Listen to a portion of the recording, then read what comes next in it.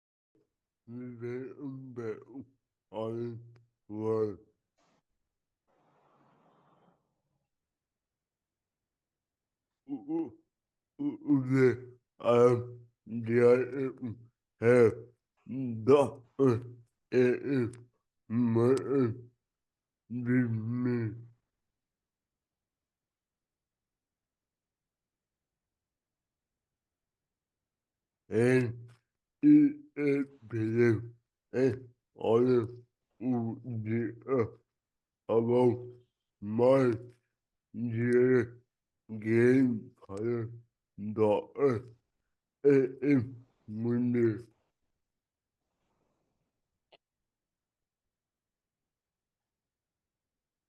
Then on what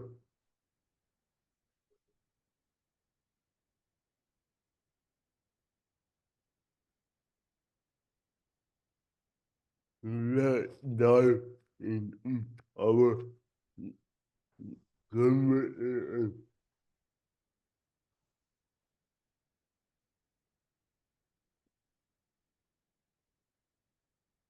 How and then did you meet him?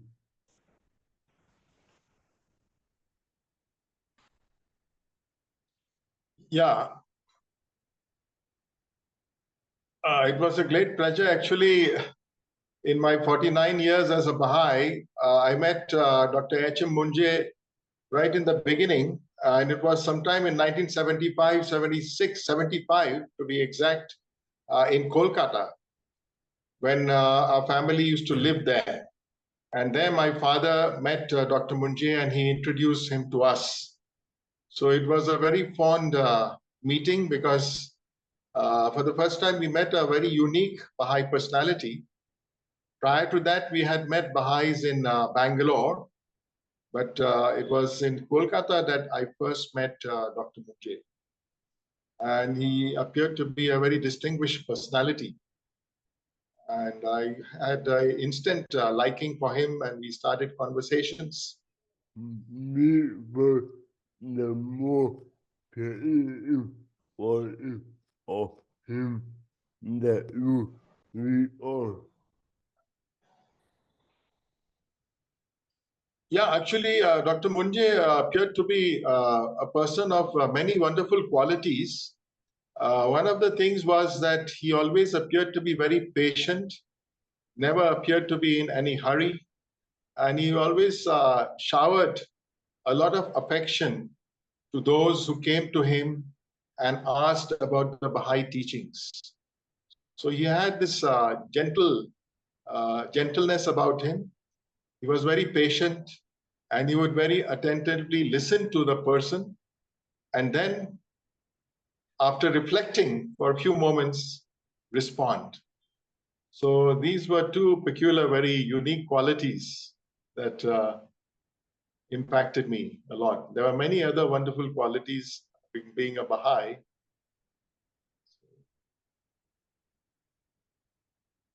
Do you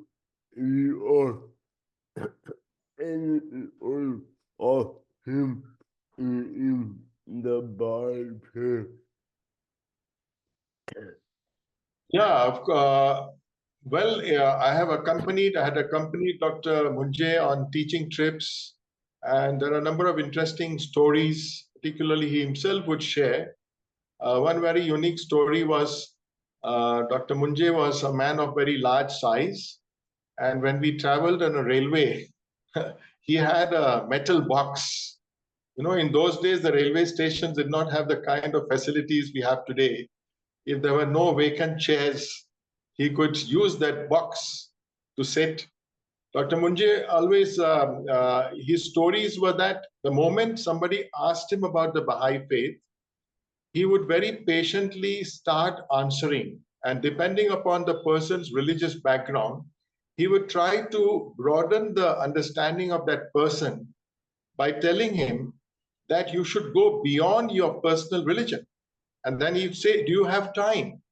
He would then, if the person said yes, they would sit together. He would bring out a large piece of paper, and then he would show how all the religions are connected to the divine source. And then he would say that every religion has something to say about the coming of the Bab and Baha'u'llah, the twin manifestations of God who fulfilled the prophecies. And his knowledge was so profound that the listener would become eager to hear more. Because for most people who heard Dr. Munje, their own religion appeared in a new light.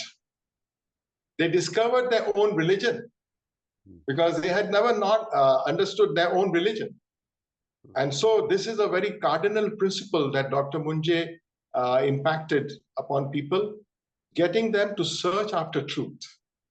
Independent investigation about the truth of not only one's own religion, but also the other religions. I have many wonderful stories, his style of narrating, his anecdotes, and then the vast historical knowledge that he had, the languages. He knew Sanskrit, he knew Arabic, he knew Persian, he knew Urdu, he knew very good English, he written books, and he was supposed to be knowledgeable in about 14 languages. Many of the Indian languages coming from Maharashtra, I mean, so he knew Marathi, he knew Gujarati. So these are some of the languages we also can converse. So everybody felt at home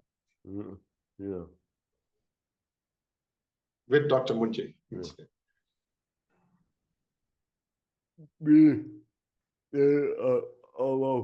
Any of his book that you may have read? Yes, I mean, his most popular book is, of course, which is called the Vasudhaiva Kutumbakam. A word, these phrases are the buzzwords today, you know. Vasudhaiva Kutumbakam, the world is but one family. In this age and time, it has been reinterpreted to say one planet, one family, one future. So Vasudhaiva Kutumbakam contains Dr. Munje's researches about the scriptures of Hinduism, starting with the Vedas, and where he quotes, including the Gayatri Mantra, that these are all the holy scriptures which actually also contain prophecies about the coming of Baha'u'llah. So he gives the quotation, he gives his translation, and then he gives a short commentary. So like that, he takes the seeker from the Hindu background through this journey of understanding his own Shastras in the proper perspective and discovering that it is Baha'u'llah who fulfills these prophecies and provides real enlightenment. So that's one book. Then there was another small book which I always carry, that is 1844, Pinpoint Target. Actually, Dr. Munje could have written many, many books, but since he loved teaching, he gave more time to teaching activities rather than sitting down and writing books. At the later stage, of course, there were plans by his son-in-law, Dr. H.T.T. Rost, who wanted to help him. So Dr. Munje has left behind a lot of wonderful essays, articles, and research papers, because I've even visited him in Birhana Road, Kishori Niwas in Kanpur. I particularly spent time with him, lived in his house just to deepen myself about the different religions and to get the first-hand understanding from Dr. Munje himself. Any doctor, how was he different from other doctor? Oh, yes. Dr. Munje, being very well versed in the system of homeopathy, he also had good knowledge about biochemics. And he used to, in fact, I used to use the booty drops. I've used the dental powder that he would give. And then as a doctor also, he had his unique style because as a homeopath, one had to make case histories of a patient. And he would very patiently listen to every aspect of the ailment that a person was suffering. And then he would prescribe a remedy. And then he would stay in touch to find out what is the progress. Then Dr. Munje was also able to correlate homeopathy and biochemic method of treatment with what is there in the writings. Because in the writings of the Bab, in the writings of Baha'u'llah and Abdul Baha, there are many interesting things about health and healing, particularly the alternative systems of healing, which did not have any side effects like homeopathy or biochemic remedies. So, of course, I was not a patient, but I did have Dr. Munje recommend to me for better eyesight, the booty drops and the dental powder. He had always used to carry it with him. And then those who had serious ailments, of course, he would say that we have to sit together, I'll have to prepare a case history, and then only I will recommend to you how you should treat your illness. What are the in the Bible or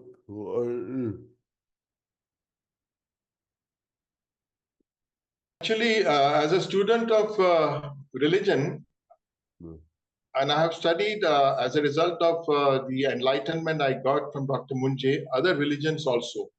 So every religion has many phases. So the times of the hands of the cause of God, the times of great knowledgeable persons like Dr. Munje, they were unique times because the way faith spread in those days was one-to-one teaching. Although in the rural parts of the country, there used to be mass teaching. We used to go to the villages where we would gather the people, we would tell them about Baha'u'llah and the teachings of his faith, and then we would respond to their questions. And then many would be attracted and say that we want to become members of the Baha'i community. But then that was a different phase. Today, the way the faith grows is quite different because now the faith has emerged out of obscurity. In those days, a lot of the discussions happened with educated classes, with religious leaders, and it would be a one-to-one dialogue process. But today, we are doing capacity building of the young generation. So there has been a big shift. And so in order to do that, the Universal House of Justice has created a whole new system with a new curriculum of materials, the Ruhi Institute. So for the last about 30 years or so, since the time when the Ruhi Institute was introduced in 1990, the 4-year plan, 1994 to 96, it was, the 4-year plan began in 96 and then 2000. And from 2000 onwards, we have had the series of 5-year plans. And currently we have the 9-year plan. So this pattern is quite different from the days of Dr. Munje when mass teaching was done in the rural parts and one-to-one teaching in the urban centers.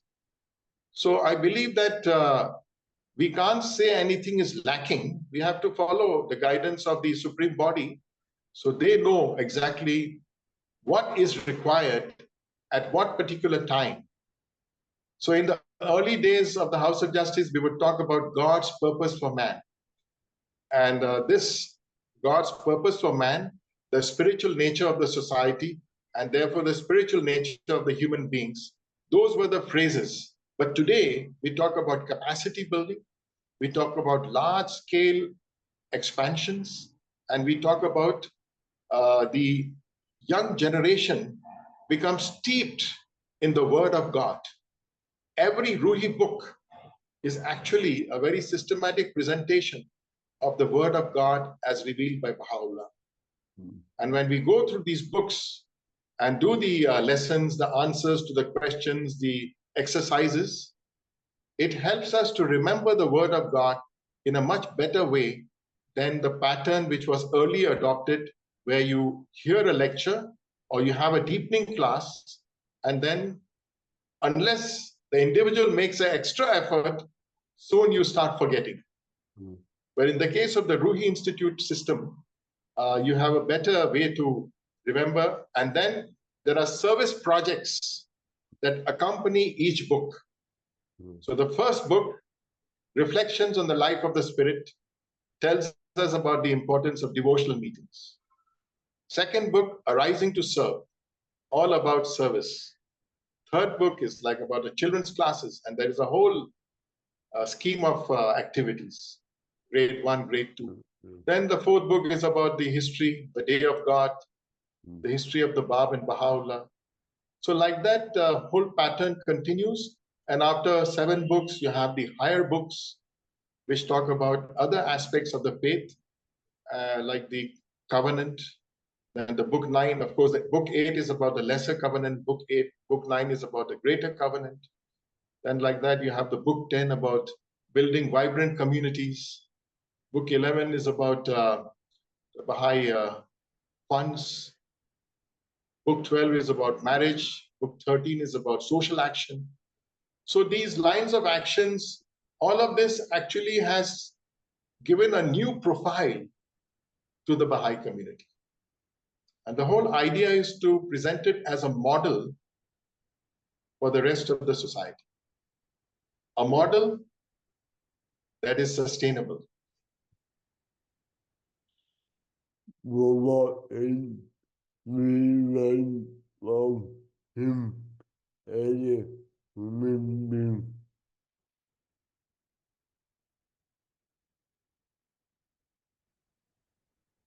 Oh, yeah. I mean, see, every Baha'i is challenged to live the Baha'i life. So for me, Dr. Munje has always been a real Baha'i. I always have fond memories and I get positive vibrations when I think of him.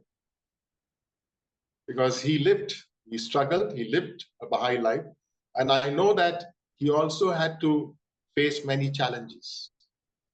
No Baha'i can be free from challenges, tests, and difficulties. But Dr. Munje showed that one should remain steadfast and overcome all of these challenges. So his tremendous faith in Baha'u'llah, I think, should be the biggest lesson for all of us. After all, as a Baha'i, every Baha'i yearns that at the end, Baha'u'llah should accept him or her. Otherwise, being a Baha'i is of no use. The whole world is there. So we are all struggling. We are facing many tests and trials. So when we think about great personalities like Dr. Munje, there are many other friends also in our lives whom we think about. Another great person, of course, of whom I think a lot is Mr. Aziz Yazdi, who taught me many things. And like that, there are many individual friends. There are hands of the cause of God. There are many important counselors who have all showed how, a Baha'i should remain steadfast and be willing to face all tests and trials. So in this league, Dr. Munje also stands out as a sterling personality. Have you ever met my ghé mơ đỏ giấy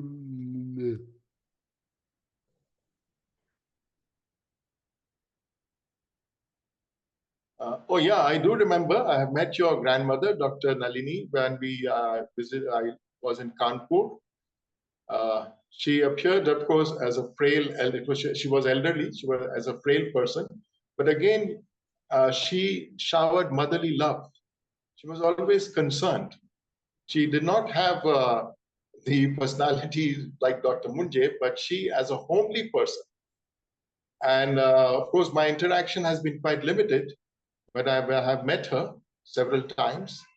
And then I see many of the qualities of your grandmother in Dr. Radha Rost, with whom I have had more interaction because having lived in Panchgani and also we do see each other through the Zoom meetings of for prayers and sometimes some of the online study programs that are going on by the Divine Discourse group. So I can't say much, but I have fond memories of her. And she must have been a great support to Dr. Munje. Though in terms of health, her health was more of failing health, weak health, but nevertheless, she was the life partner of Dr. Munje, and I'm sure that her support to him must have been always very much appreciated.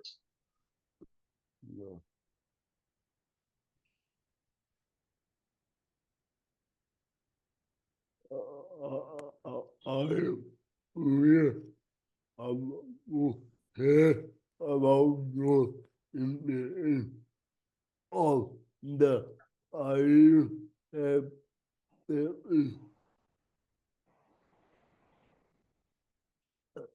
The impressions of, yes, actually, I Hear You app is new to me, but now that I have discovered it, I'm going to find ways to utilize it. It seems to be very interesting. I'm not that much techno savvy, so this is a new introduction to me, and I look forward to benefiting from this I Hear You app. I very much appreciate you telling me about it, and I hope that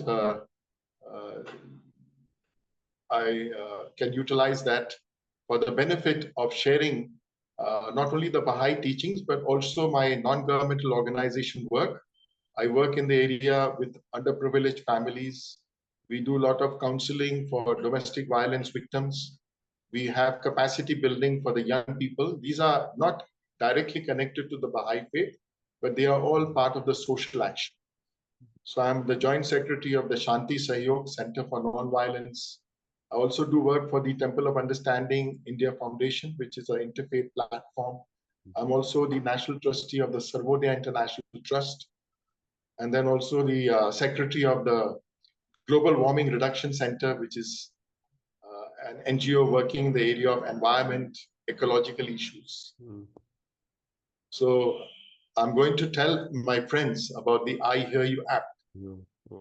thank you so much for joining up with for this wonderful interview. Well, it is my pleasure. Thank you, Mr. Anand. Allah Abha, and all the very best. Bye for now.